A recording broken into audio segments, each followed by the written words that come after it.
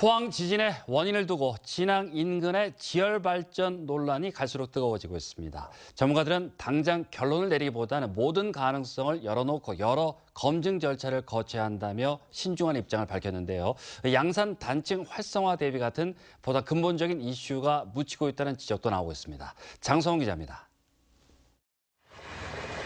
진앙과 600m 떨어진 곳에 있는 지열발전소가 이번 지진의 직접적 원인일 수 있냐를 둘러싼 논란이 좀처럼 식지 않고 있습니다.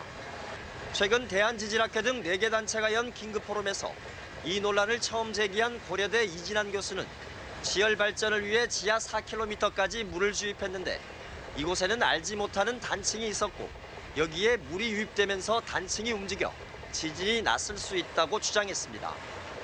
하지만 이 교수는 이건 정답은 아니며 상당한 테스트가 필요하다는 전제를 뒀고 일부 전문가들도 가능성을 완전히 배제할 수는 없다는 입장을 밝혔습니다. 하지만 충남대 장찬동 교수는 지열발전 물 주입 이후 약한 규모의 이른바 미소 지진이 발생하는 건 알려진 사실이지만 규모 5.4의 지진이 마지막 물 주입 후 곧바로가 아닌 2달이나 지나서야 발생하는 건 설명이 어렵다며 지열 발전에 의한 지진 가능성에 의문을 제기했습니다.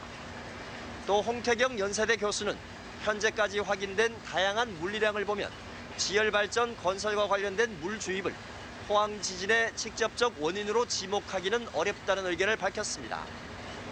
의견이 엇갈리는 가운데 전문가들은 모든 가능성을 열어놓고 다양한 모델을 통해 검증 작업을 할 필요가 있다는 데 의견을 모았습니다.